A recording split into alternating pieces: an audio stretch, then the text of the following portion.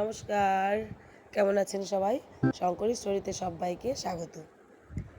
নতুন একটি রেসিপি নিয়ে আবারও হাজির হয়ে গেলাম। আজকে রান্না করব আমশোল। গরমের দিনে এই আমশোল খেতে কিন্তু খুব ভালো লাগে। গরম গরম ভাতের সঙ্গে আমশোল হলে আর কিছুই লাগে না।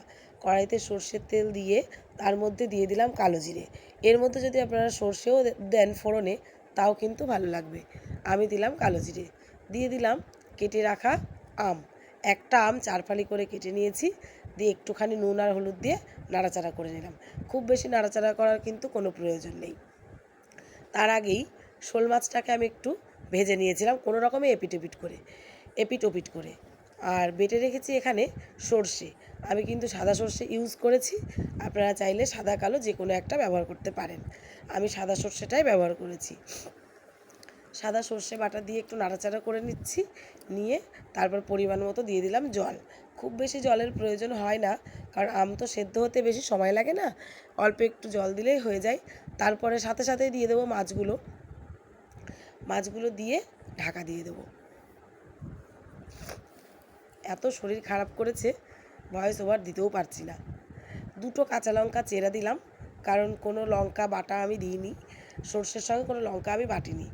এমনিতেই আম, তারপরে আবার সর্ষে বাটা, আর বেশি লঙ্কা দিলে না অ্যাসিড হয়ে যাবে, সেই জন্য 2টো লঙ্কা চিড়ে দিয়ে দিলাম।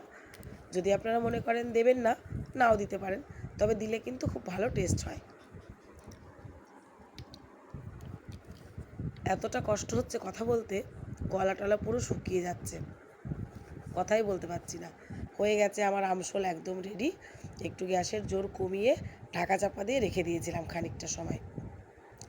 এইটুকু ঝোলেই কিন্তু 3-4 জনের খাওয়া হয়ে যাবে। একটু নুনটা চেক করে নিই, আর একটু লবণ আমার লাগবে, আর সামান্য একটু মিষ্টি দিয়ে দিচ্ছি টেস্টের জন্য।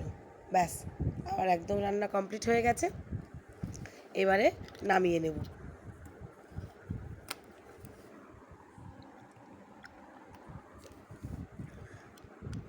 হয়ে গেছে আমশোল রেডি। ব্যাস, এবারে নামিয়ে নিলাম। ওই যে দেখতে কত সুন্দর হয়েছে দেখুন। যেমন দেখতে সুন্দর হয়েছে না, খেতেও তেমন সুন্দর হবে। আজকে রান্না করেছিলাম এই যে লাউ দিয়ে ডাল, আর এখানে করেছি আমশোল আর আলু উচ্ছে ভাজা। এইটুকুই করতে পেরেছি।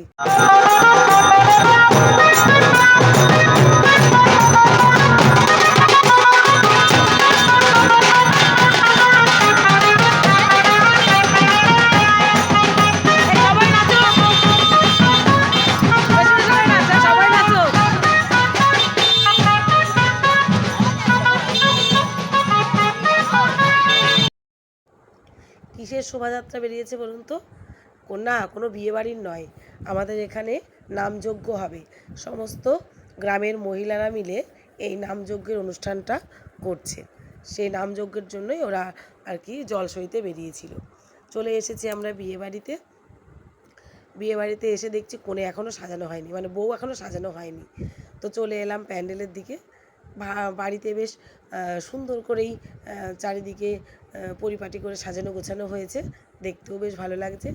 তারপরে দেখি চলে এলো গোপাল ভাঁড় ও গোপাল ভাঁড়ের স্ত্রী, দুজনে সবার মানে মনোরঞ্জন করার জন্য নাচতে নাচতেই ঢুকে পড়েছিল তারা প্যান্ডেলে।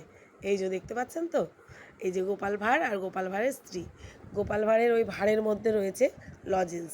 যারা ছোট ছোট বাচ্চারা আসছে গোপাল ভাঁড়ের কাছে, সবাইকে ওই লজেন্স বার করে দিচ্ছে তাদের হাতে, তাহলে বাচ্চারা একটু খুশি হবে, সেই জন্য।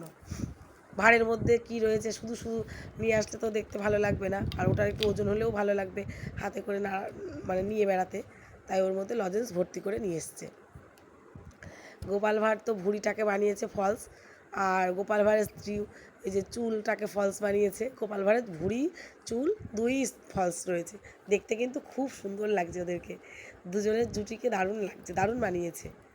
এইবারে প্যান্ডেলটাকেও একটু দেখিয়ে দিলাম, বেশ সুন্দর করে পরিপাটি করে সাজানো গোছানো হয়েছে। আর আমরা জায়েরা এখানে বসে আছি, ওই যে আমার বড় যা ছোটো যা সবাই বসে আছে এখানে, আর আমি একটু টুক করে করে নিচ্ছি ভিডিও শ্যুট। বউ চলে এলো মঞ্চে, কিন্তু বউয়ের আবার জানি না কী কারণে ডাক পড়লো, ভেতরে গেল একটুখানি। তবে এখনকারের সাজ দেখে আগের মানুষের না পছন্দ হয় না।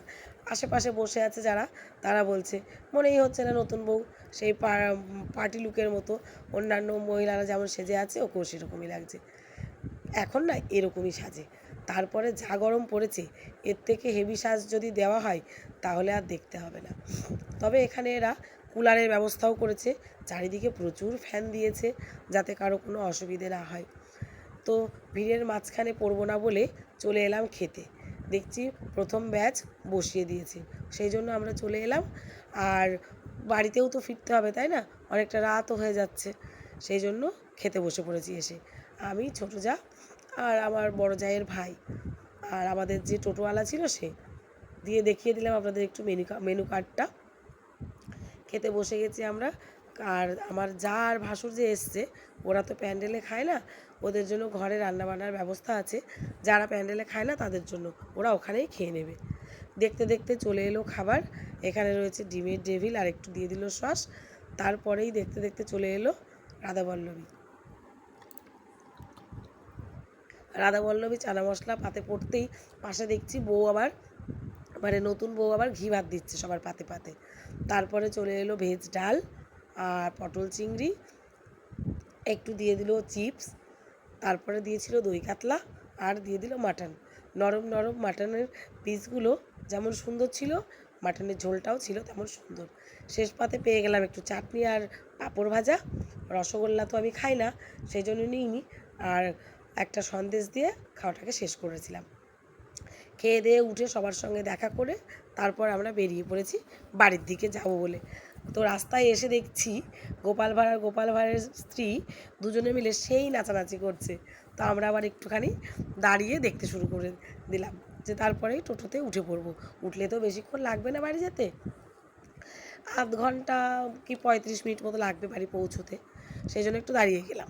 তাহলে কেমন লাগলো আমার ভিডিওটি অবশ্যই কিন্তু কমেন্ট করে জানাবেন। আর যদি ভালো লেগে থাকে তাহলে রোজকারের মতো বলবো একটা লাইক করে দেবেন।